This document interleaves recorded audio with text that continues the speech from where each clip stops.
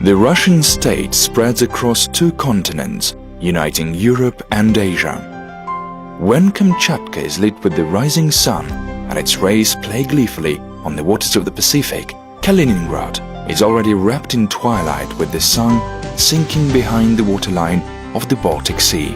Indeed, Russia stretches 9,000 kilometers from east to west, encompassing 11 time zones. In winter, the center of Asian Russia sees temperatures as low as -60 degrees Celsius. The cold pole of the northern hemisphere is situated there. And at the same time, the palms are turning green on the coast of the Black Sea. In the boundless spaces of Russia, the 4 elements are blown in on winds from all corners of the world. Their presence is felt everywhere in Russia, and in each place they manifest themselves differently.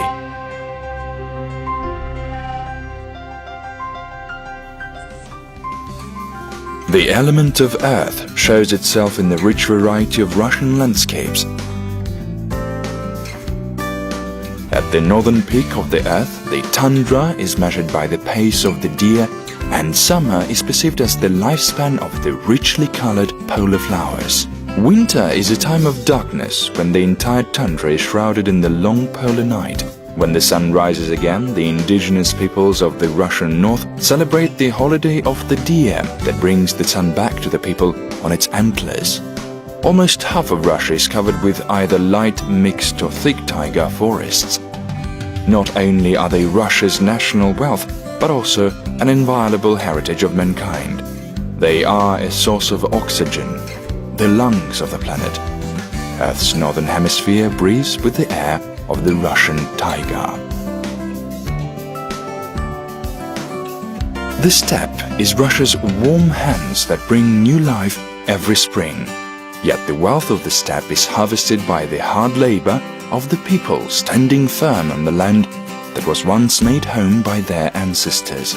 Every autumn, for their toil, the land gives the people a bountiful harvest of grain from its hands.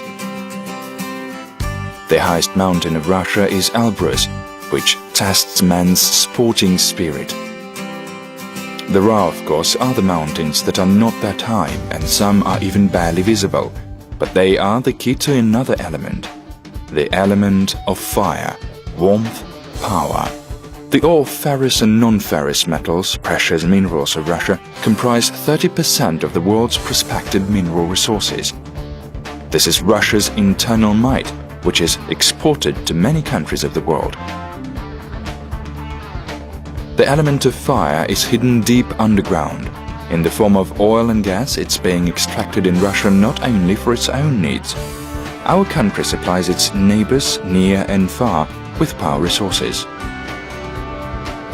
With man's present global dependence on sources of power, Russia's deliveries of traditional power resources ensure the prosperity of millions of people, the development of the economies of many different countries, and, in the longer run, they guarantee global power security.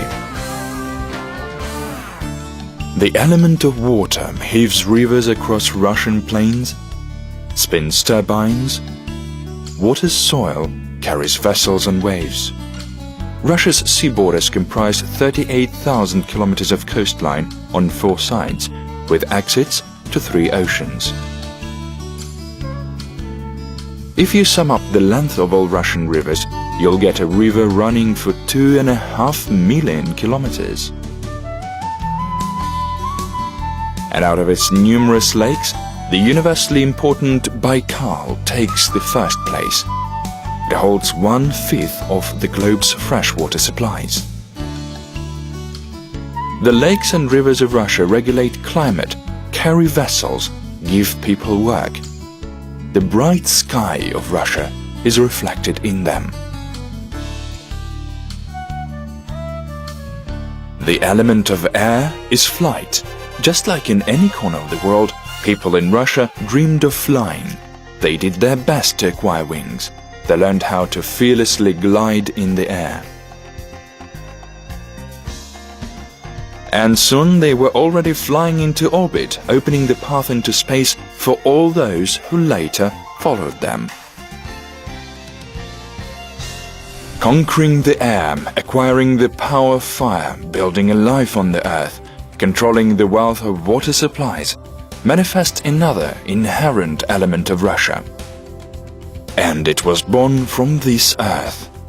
This fifth element of Russia is man, his character and his deeds, and his determination to develop subtle technology for the creation of absolutely new goods. This is a unified alphabet and the government language that ensures communication between the 112 multilingual peoples of Russia. These are teachers who communicate new, modern knowledge to their pupils. And these are pupils ready to surpass their teachers. These are home discoveries that help bring back to people not only their health, but life too. This is love for reading, despite all electronic innovations. This is more than 1,500 world-famous Russian museums, so popular with our foreign guests. This is an ancient tradition of swimming in icy cold water on frosty days of the Orthodox holiday Christ's christening, and an inherent Russian tradition of drinking tea from a samovar.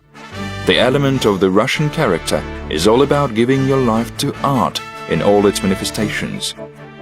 It's all about opera singing. It's all about unique Russian ballet that has been admired by international connoisseurs for so many years. It's all about precious canvases of artists who were born and worked in Russia. It's all about multinational character of the Russian art that makes it so rich and colorful. The peculiarity of the Russian character is well seen in sport, both in traditionally popular amateur sport competitions and serious, professional and international sports events. It is the desire to come first in any sport, regardless of weather, terrain, time zone variations.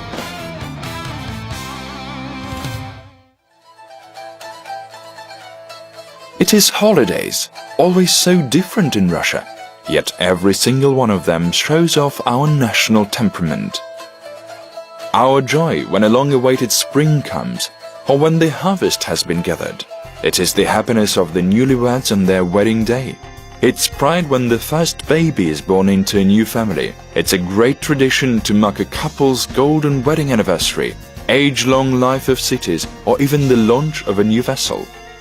It's all about how centuries ago we built our first fleet, created our own method of making china, mastered and modified according to our lifestyle the foreign accordion, putting our whole soul and temperament into it.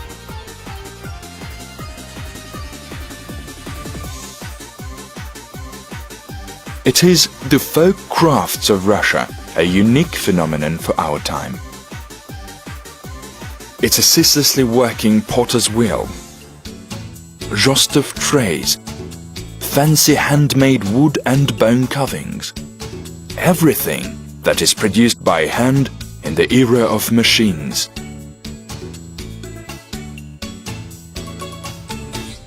It is the ability to feel the problem and not to turn a blind eye on it, but rather make a joint effort and solve it.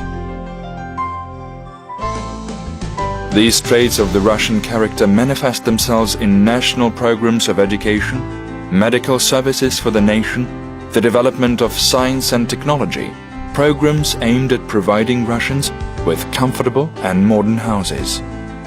But there is something that Russians put high above material wealth, and this is spiritual values. You can't take them away. They are handed down from generation to generation and belong to everyone.